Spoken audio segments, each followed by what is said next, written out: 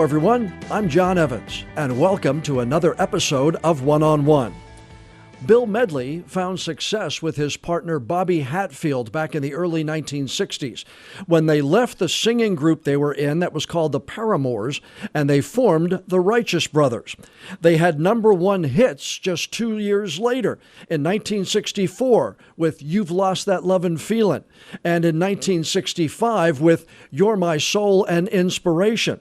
They had several other top 10 singles too over the next decade and were enshrined into the Rock and Roll Hall of Fame in 2003, just months before Bobby Hatfield's sudden death. Despite calls to bring back the Righteous Brothers, Bill Medley performed as a solo artist for a long time until he went to hear his friend Bucky Hurd sing at a show in Branson, Missouri. That's when Bill Medley realized he'd found another Righteous Brother, and the two have been performing together ever since. And now they're bringing their farewell tour right here to Wilmington. We are joined now by those Righteous Brothers, Bill Medley and Bucky Hurd. Gentlemen, thanks for taking the time. Welcome to the One-on-One with John Evans podcast. Thank you, John. Appreciate it, John. Pleasure to be here. Yeah, man. We appreciate it. Bill Medley, still going strong at 84 years young. Bill, I've got to tell you, most people are long retired by then. What keeps you wanting to tour and sing to the audiences? Pay the rent. I still have a house mortgage. Yeah. No, yes, listen, it's the love of the music, and I just feel very blessed and very honored that I can still do this and people are still showing up. I will do it as long as the audience is there, and the audiences are so great, man, because they make you feel like you're 25 years old when you're on stage. Just you start to sing, you never close your eyes. They start to snuggle up and hug, and it's just the love that they show you is just remarkable, and it'll keep me coming. And as long as they're there, I'm there. The traveling, on the other hand, is getting tougher and tougher. I imagine so. You sang with your original partner, Bobby Hatfield, for decades. Bill, when you first heard Bucky perform, did you know he would be a good partner to go back out on the road? Yeah, well, Bucky, the cool news about Bucky and I is that we were both in Branson, Missouri, and we actually became friends. Real good friends, and so that's a very important ingredient in a duet, that you're good friends, and yeah, he was doing John Belushi as the Blues Brothers down at the Dick Clark Theater, and then he left and went down to another theater and started doing. He was doing a lot of Journey songs in the show, and I saw Bucky at a wedding. He said, "Bill, come by and see the show." So I happened to be out that day, and I went in to see the show, and you came to see me die. Well, I came to see. He thought I couldn't do it, so that's why I came. Well, I'll tell you what. The version of Open Arms that is on your website, Bucky, blew me away. And I'm a Journey guy from Lights and Next and everything else like that. But to hear you do that same thing, there's a lot of real soul to your version of it. Thank you, man. Yeah, that's Journey's always been. Steve Perry has always been one of my favorite vocalists. But I mean, it's that this is so surreal to me because we talked about before we went live, you being exposed to rock and roll heaven as a young DJ, and I was sitting in my room in this tiny little town in Alabama playing the record of Rock and Roll Heaven my mom bought me for my birthday. I mean, and I played that song over and over again, and I'm listening to Bobby Hatfield trying to emulate him. He's one of the greatest tenor voices. Him and Steve Perry are right up there together in my book. Yeah, absolutely. And so that's what's one of the things that's just so surreal that I was able to probably do the Steve Perry stuff because I had been practicing doing Bobby Hatfield when I was 10 years old, So, Bill, when you saw him that night, did you think, I could go out and tour with this guy again? Well, I'd had so many friends kind of telling me, you know, you ought to keep the Righteous Brothers music alive and and all that. And it took me 13 years. I wasn't looking to reform the Righteous Brothers. I was just I was just trying to stay. That's why I was in Branson, Missouri. I was just trying to stay busy musically, and I thought, well, that will probably be the end of my career in Branson. And but that's where Bucky and I met. And yeah, when I heard him singing Journey, and I knew he was a Bobby Hatfield fan, and I knew if he could do Steve Perry, he probably could do Bobby Hatfield. And I was I was walking on the lake. I'll never forget it. On the lake. Now I'm Jesus. I I I was. I knew you could walk on water. Yeah, I knew it. I caught a cold doing it. Yeah, I bet you did. I was walking around the lake. And I said, "Man, if in fact I was going to do that, uh, this guy, you know, Bucky would be the guy." Like I mentioned earlier, that we were good friends, and that was a real important thing to me. And the friendship has just grown and grown and grown. And musically, uh, Bucky's always cut it, you know. And but it's just real important that you get along, you know, because you're on that stage, and you have to have each other's back. And I know Bucky has got my back and my wallet. That's right. I'm not kidding. But so it's a real God thing, man. We can't figure it out.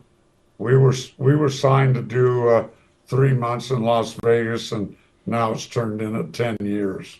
It's awesome, but Bucky, I can imagine you did a lot of performance. You did theater, you did some rock stuff, but going out on stage for the first time with a Hall of Famer like the man who's sitting next to you, I imagine there had to be some butterflies. Oh, it was terrifying. I mean, when Bill finally, I was at a concert with a friend of mine. We were getting ready to go and see. I think it was Van Halen. And anyway, we were in the hotel, and Bill called me and said, you know, I guess we're going to Vegas for 3 months. And I got off the phone, and my buddy said, so, and I said, oh, I guess I'm a Righteous Brother. We're going to Vegas for 3 months. And he's jumping up and down, screaming, so excited, like, oh my God. And he goes, weren't you freaking out? And I said, I am freaking out, but in a completely different way than you are. And when that curtain came up for the first time, I just felt, you know, and Bill's been so wonderful, but that first show and even into the first year or so, you know, you can't blame people. They grew up with Bobby. Bobby's a part of their life. And all of a sudden somebody's stepping in, you know, people, it took a little time, you know, for people to accept me, but No, that's not true. it felt like it. I think, yeah, maybe to you, but I had 2 questions, and we opened our show. Our first show was at a place called Riverside Casino in Laughlin. in Laughlin, Nevada, and I wanted to go there because we could do 5 nights in a row, and I knew we could go die there, and nobody would know. Nobody would know. So I came down, and I had two questions. Are they going to accept Bucky as a Righteous Brother, and do they even care that there is a Righteous Brothers? And the place sat about 800 people, and we were there for 5 nights. And I came down and asked my road manager, I said, how are we doing? He said, it's sold out. I said, well, that's cool. I hope the other nights. He said, no, you're sold out for the whole engagement. And we started to do the show, and about the 4th song in the show, Bucky does Crying by Roy Orbison. Oh, wow. And I wanted him to do a song that wasn't related to Bobby. so I left the stage while he did it. And when I came walking back out, they were giving him a standing ovation. So in about 20 minutes, I had both of my questions answered, and he's just done a phenomenal job, and he's a great partner. It's been amazing. I was going to say, is it intimidating at all, Bucky? I mean, and as I was doing some research for this yesterday, I kind of did the math, and You've Lost That Love and Feeling is actually older than you are. It came out the year I was born. Right, like 3 months before. And so you're singing a song, and obviously with Bobby and everything else like that. But that's a generation kind of before you as far as being liked is concerned. Yeah, but I was raised old school. I lost my mom real young. She was 58 when she passed, and but she brought me my first album, which was Chuck Berry's Greatest Hits. Yeah. And I've done multiple 50s and 60s review shows. But when I was little, man, I listened to Elvis Presley. I listened to Glenn Campbell. I listened to the Righteous Brothers. I listened to, B.B. King and a lot of the blues artists. But I was a big fan of the 50s and 60s music. And so, I kind of had an old soul when it came to that anyway. So, I just kind of fell into it because that's some of the greatest music ever performed or written was in the 60s and 70s, right when he came out. And that was kind of my wheelhouse. So, I've done a lot of theater and stuff, but my soul is in those classics. For years, Bill, I always wondered how the Righteous Brothers band was named and how you two were dubbed the Righteous Brothers, but it has to do with how people reacted to some of your music, correct? Yeah, Bobby and I were playing a little club, and it was in Orange County, which is about 40 miles south of L.A., and it was very white Orange County at that time, and but there was a Marine base there, El Toro Marine Base, and there was a couple of some Marines heard that there was these two white guys down at the club singing rhythm and blues, because that's what Bobby and I were raised on. And so they started coming down, and like if you had a great looking car, us white guys would say, boy, what a cool looking car. And a lot of times the black guys would say, boy, what a righteous looking car, which meant good. And if they liked you as a friend, they would call you a brother. So they started, when we would like show up for work or whatever, they'd say, hey, righteous brother, how you doing? And I wrote a song, Little Latin Oopie Loo, and right. they wanted to record it. And so we went in the studio and made the record. And we didn't even have a name. And so I think it was Bobby said, well, let's go with that, what the Marines have been calling us, the Righteous Brothers. I said, well, what about the Beatles? I think that's taken. Not much anymore. Oh. But so we went with the Righteous Brothers, and it stuck, so thank God. Fans may not realize that you guys put out 4 records before Love and Feeling came out. So, I mean, you weren't like an overnight smash, right? Yeah, no, we had 2 different careers. We had a career from about 62 or 63 to 65 to where we did nothing but rhythm and blues. And for all those years, they thought we were black. So it wasn't a very smart thing for us to do, but we didn't know any better, and we would just raise on R&B, and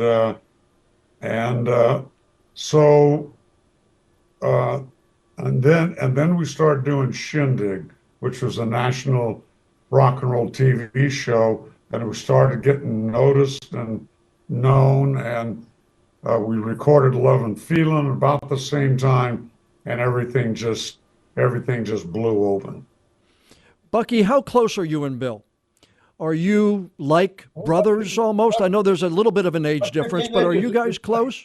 Yeah, man. I mean, it's just funny how, like Bill told you before, everything as far as getting us together as a musical group happened so organically, but our friendship, like Bill loves, like both of us love boxing. We both are football fanatics. So we'll go up to the San Bernardino Mountains in Idlewild, which we love to go. We'll spend a weekend up there, just the two of us hanging out watching football. And we enjoy. We all have the same. Both of us, we think the best TV shows ever created are Seinfeld and the Andy Griffith Show, and and I mean, we just have the same taste in everything. It's like it's like we're brothers. It is. It's like and it's like I said earlier, I lost my mom and my wife's parents are no longer with us, and my dad. So Bill's real close with my family. My daughter's 19, and she's grew up. No, she's known him for 10 years now. So calls him Uncle Bill. He's family. We just enjoy spending time together on and off the stage. That's why I think our stage performance is so great. And I'm not saying that being cocky or anything. It's just we're real on stage. It's like sometimes we forget the audience is there. Well, he'll sit at the piano and we'll start doing them. Well, what do you know, man? We did this. No. I think we should play this Jerry Lee Lewis song. We'll all of a sudden realize there's an audience there. And you'll be like, oh, sorry, we'll be with you in a minute, But we bring that to the stage. You can, I think Bill feels that way too. We just love each other, and he's great. He's just, aside from this magical ride I've been on, just getting to know him as a person and being a friend of his for the last 20 years now, but 10 years working together, couldn't have asked for anything better. Bill, I heard an interview with you. It's probably about a decade old, but you talked about Love and Feeling, that it really kind of succeeded against a lot of odds. It was longer than many songs were, and Phil Spector obviously knew what he was doing, but you also said that a lot of people thought it was on the wrong speed at the beginning, right? Well, yeah, in reality, the song was written to be, you never close your eyes anymore. It was like supposed to be like a Four Tops song, but I couldn't get to the high notes, so they would lower it every time they'd lower it, they'd slow it down. So when I got to you never close your eyes, when we finally got it, just sounded like a totally different record, and extremely emotional, but we loved the song, but we just knew it wasn't a hit because it was too long, way too long, twice. The record had to be about 2.5 minutes long, and Love and Feeling was over 4 minutes, and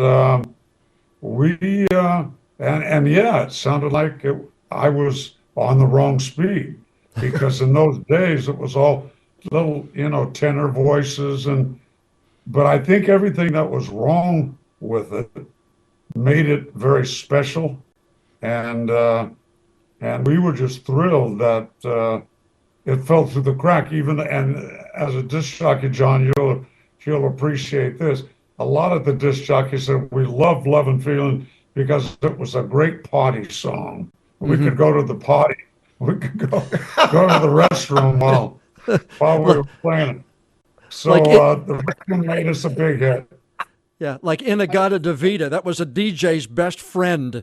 It was like 11 minutes long. Stairway to Heaven and go pee. In-A-Gadda-Da-Vida, Stairway, all those songs that were 8 minutes long. Freebird. Coffee, bathroom breaks, they were built in. Yeah. You actually have a connection to North Carolina. You may not know this, but Dirty Dancing was filmed in North Carolina at Lake Lure. Yeah. And Bill, I also heard that at one point in time when that came to you, you kind of shied away from it. True? Well, yeah. Jimmy Einer called me from New York and said, and I didn't know who he was.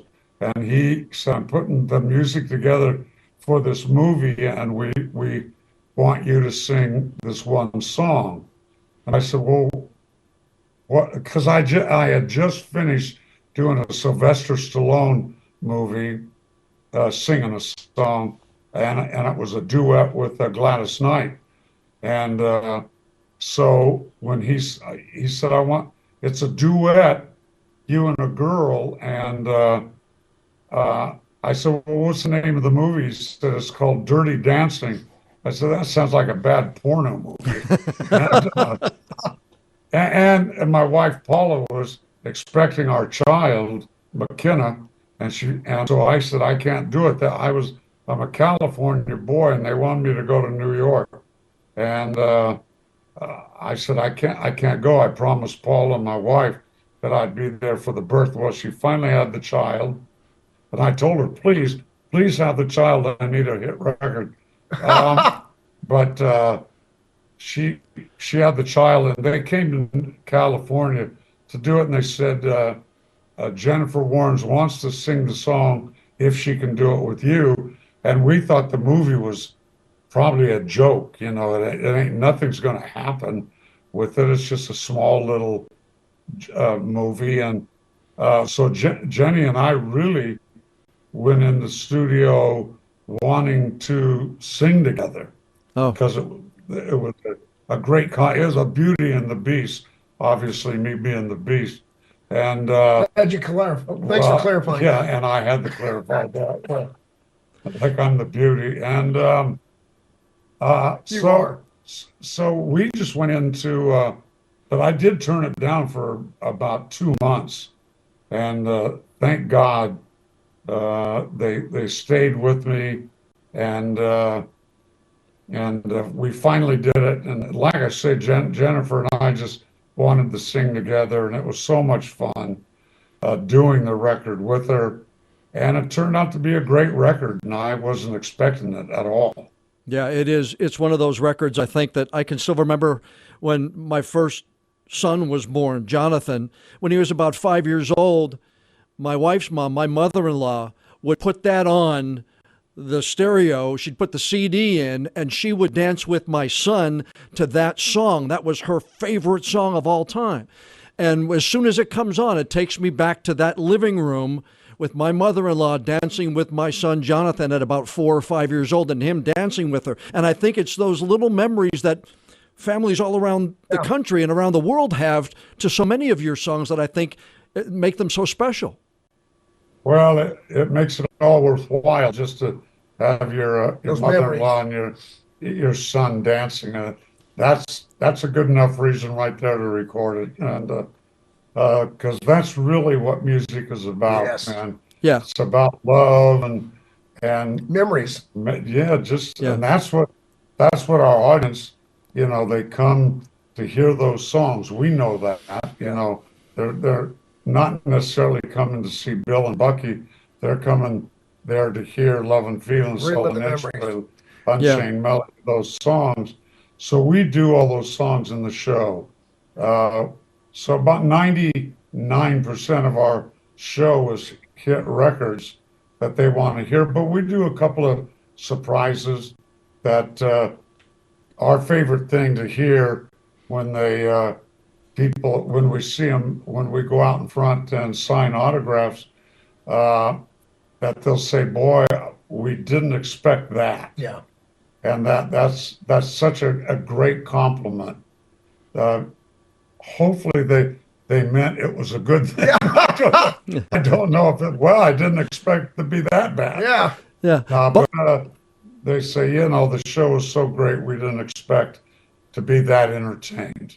Bucky, I've had the pleasure for years of emceeing a show here in the Wilmington area called Best Foot Forward. It's school kids performing in front of parents and a couple of thousand people in one of the big gyms. And I tell people the best part of it for me was when a child or a performer for the first time is up on stage and they get done and they're doing their dancing or they're doing their singing, and there's a moment from the time they finish till the time the audience feedback comes at them and applause that they're not sure how they did.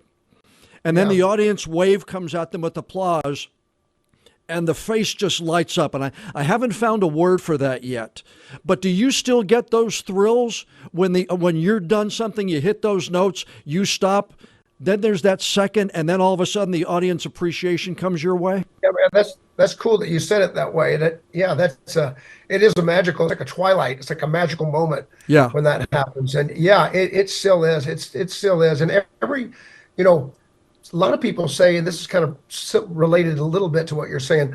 They'll ask Bill and me, especially Bill, having done this for as long as he has, how do you go out and sing these songs over and over again every night for all these years? Bill, 60 years singing these songs, and 10 years us going out. How do you do that? And how do you keep it fresh and everything? And, to me, every audience is different. And like Bill Bill has a great analogy, which I never thought of. I think it's brilliant. He said, every audience is like a first date. You know, you put on your best clothes. You want to be funny. You want to sound your best. You want to say the right things. And every night you're going out with a different first date. And that's such a great way to think of it. So every time the end of the song or whatever you're doing, that moment, you don't know how they're going to react. You know, that excitement is always there. It never, ever, ever stops, which is very, very cool, which is one of the things, like Bill, we always talk, it's like a drug being on stage. You know, it's a love exchange between you and the audience. And if you're a true entertainer, it's something you can't live without. You know, it's like, I can't imagine doing anything else ever other than being on stage and singing these songs and sharing our gift. You know, it's a blessing. It's such a blessing to be able to experience that, wouldn't you say? Absolutely. Said it very well. Yeah, and for you guys to still experience it, to me, is cool. To see it in an 8 or a 9 or a 10-year-old little boy or a little girl Yes. Oh my God. who's I'm an memorized their instructor, too. dance step and who's done this, and all of a sudden they're like, all right, did I do okay? And They then like me? boom, the And then they're wave hooked just for hits. life.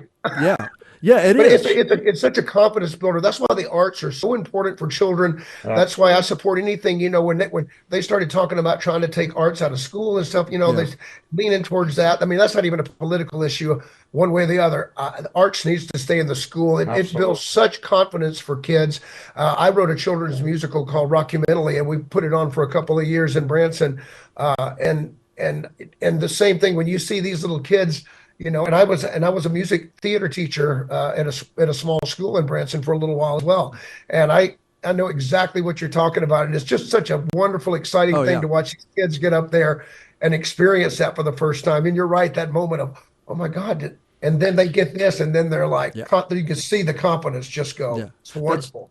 That's one of the gifts that I take away Yes. from doing this, is being able to see that, because not many people can see up close and what these kids' eyes are. And I agree with Yeah. you. The arts is It's so beautiful. Yeah, it is. Bill, you've worked alongside a lot of famous people. You know, Brian Wilson, the Beach Boys, and you were with Elvis for a while. Is there anybody that you wished you would have been able to work with that you never got a chance to? Long time ago, I suppose I would have loved to do a duet with Little Richard. I would have loved to do a duet with Ray Charles, and actually even Frank Sinatra, who first time we went to Vegas, it was with Frank Sinatra. But as today, I would love to sing with Bruno Mars or Chris Stapleton. Lady Gaga, you would. Oh, well, Lady Gaga, of course, or even Elton John, Billy Joel. And almost got a chance to do all that, but it fell apart. Is anything special about any of those, Mr. Charles or Mr. Sinatra, that just the talent level they had? Well, yeah, it's that, and that I'm really coming from. They taught me how to sing. All those guys, they used to come to my house every day in the form of a record. Yeah. But they came into my house That's great. and they played it and played it. It was like they were there teaching me. And I just finished an album called Straight from the Heart, and I did a duet with Michael McDonald on a song called Crying Time. So good. And it was so much fun to sing with Michael, because he would have been one of my first, if I could choose anybody to sing with, it would be Michael. And I did a duet with Vince Gill and Keb Mo and Sean Colvin and on this album. So singing with Michael was a real thrill for me, because we were both kind of raised on the same music and he's younger than I am, but so is Dirt. And But the two of you singing together, man, that was a very epitome of Blue Eye Soul. Oh yeah, I was I thinking your that. listeners, Crying Time, that Buck Owen classic, and the two of them together. I was in the studio with them, just sitting there going, "Am I watching this? My Yeah. God!" It was absolutely breathtaking uh, to hear these two voices blend like they did. Oh, It's a great record. He just made his Grand Ole Opry debut about a week ago Yeah. at the Grand Ole Opry, and you were talking about "Time of My Life." He sang a couple of songs off his new record, which you did. He Stopped Loving Her Today, Yeah. old George Jones classic, and then he did Unchained Melody. He came out, his daughter came out, and they did "Time of My Life." And there was these 21-year-old girls. I think they were probably at a bachelorette party. That's Nashville is the bachelorette capital of the world. And these little girls, they're sitting there and they're applauding. And all of a sudden, "Time of My Life" comes on, and they're dancing in the aisles. And it's a realization, like you said earlier, how timeless. yeah, You have daughters and granddaughters, and daughters and grandmothers, like three Yeah. generations sometimes sitting there that he's touched their lives at different times. It's pretty amazing. Bill, what was that like, the Grand Ole Opry for you? Scary after all the shows that I've He ever killed done. it. It was so good. But it was, I'm So good. I'm stepping in. I've done a lot of country. I mean, I opened for Alabama and Loretta Lynn and Kenny and Glenn Campbell, and so I just always loved country music. I'm a blues singer, and if you can do a sad George Jones song, that's about as good of blues I feel that you can do. And those older sad country songs like "Born to Lose" and "I Can't Stop Love," that's at least as far as I'm concerned, and what I can do. That's the best. That's the best Bill medley, at least you're going to get. We talked before we got started here today that, my first radio job, I played Rock and Roll Heaven, and it made #3 on Billboard. But the one thing, along with not knowing, not knowing who it was at the time you were talking about, was that it started with the chorus, and then the verse came in behind it. Was that done for a reason, or was that just the way it kind of came out? What? That's a good question, and I've thought about that a million times because you don't normally do that. But Right. I think the producers felt that it was such a commercial sounding hook that it was, and I thought, and that's a great idea because it just starts out with like really good energy, Yeah. and then when we come in, it all works. But you're exactly right. That's probably one of the only records that's ever started from the chorus. And Bucky, the thing about that song too is that the original came out, but then lyrics were added tragically to honor a John Lennon or a Keith Moon or some of the other ones. So that song really can continue ad infinitum. Yeah, yeah. Like I've told Bill it'd be amazing to even recut it and include some of the artists that we've lost, in the recent years. People like Tina Turner and just those icons that are just. That's why it's such amazing. I tell everybody, not only does he sound great, Bill still sings amazing, and his performance is top level, as good as he's ever sounded, I think. But Bill's an icon. And we're losing too many of these icons, and so it's really been so beautiful to come out and play. Like we played some 2,000 seaters recently, and to see the love that he's getting, and he's also.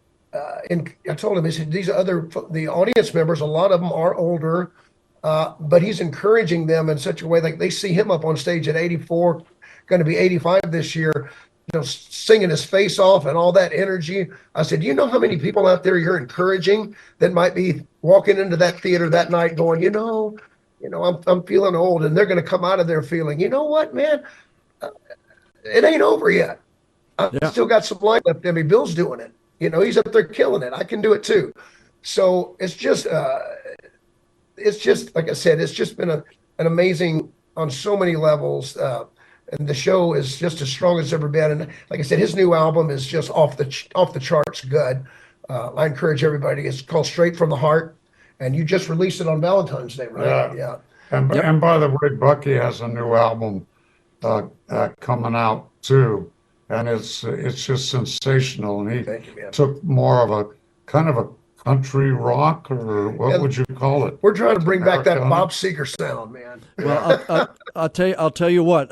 When I was doing research for this interview, I went to your website, Bucky, and I heard Bill talk at one point in time about going to see you doing a Journey tribute, and I saw Open Arms there and clicked on it, and I was like, man, Yeah, that's a gift. It's a gift. Thank you, man. Yeah, it's yeah, Steve Perry, like I said, he is one of my idols as far as vocalists, you know. And then again, I love those gravelly rock singers like Bob Seger and John Fogerty, which was interesting because when Bill came to my show, I was also doing some Creedence Clearwater Revival, and I oddly enough, when you hear Bobby Hatfield sing, he's got the most beautiful, pristine, like that Steve Perry, clean, pristine tenor voice, but then he can also, like, he can get in the trenches and growl with the best of them, like, bring it on back, when he's doing Love and Feeling. Yeah. So I felt like that was a God thing. When Bill came to my show, he kind of saw me do two elements of what Bobby does. So I always say Steve Perry helped me get this gig. Yeah. I'll tell you why he got this gig. He talks like me and sings like Bob. That's how he got the gig. Everybody says, you sound like you've been swallowing gravel. How do you sing like that? I'm like, well, when I hit puberty, I started sounding like Wolfman Jack. Bill, do you think Bobby is looking down and enjoying you and Bucky performing the songs? Well, I'm sure he is. I'm sure he's thrilled that because we paid big tribute to Bobby all through the show, and I just feel blessed that we can go out there and yell about Bobby Hatfield and the music, and that we can still do it. And I couldn't do it without Bucky, but I'm sure Bobby's looking down saying, "Yeah, man, yeah." Keep it going, baby. The Righteous Brothers, Bill Medley and Bucky Hurd, bring their Love and Feeling farewell tour to southeastern North Carolina, Friday, March 14th, when they perform at the Wilson Center in downtown Wilmington. We have a link inside this story on our website and our news app where you can get tickets. Bill Medley, it has been an honor having you here. Bucky Hurd, you as well. I appreciate you guys taking time out of your schedules. I know it's going to be packed at the Wilson Center. There are Righteous Brothers fans everywhere. Thank you for taking the time today and joining me on the One-on-One with John Evans podcast. I had an absolute blast today. We did too. We had the time of our life. Oh, I see how you did that. See how he did that? Push. Thanks, John. A big thank you to Bill Medley and Bucky Hurd, the Righteous Brothers, for taking time from their schedule and joining us for the episode of the One-on-One with John Evans podcast. Bill Medley is still recording new material at the age of 84. How cool is that? He just released a new record. You just heard them talk about it. It came out in February. It's called Straight from the Heart. You can find out more about that at the website righteousbrothers.com, and you could follow Bucky Hurd's music on his website. It's buckyhurd.com. Now, before we go, I'd like to ask you a favor. Please follow or subscribe to the One-on-One with John Evans podcast on whatever app you use to listen to your favorite shows. And if you would be so kind, please leave us a rating or a review. We really do care what you think of our interviews. And the more feedback we get from friends like you, the higher we'll be listed on the apps, the better chance we'll have of bringing in even more new listeners. I'm John Evans. Thanks for joining us for this really cool episode of One-on-One.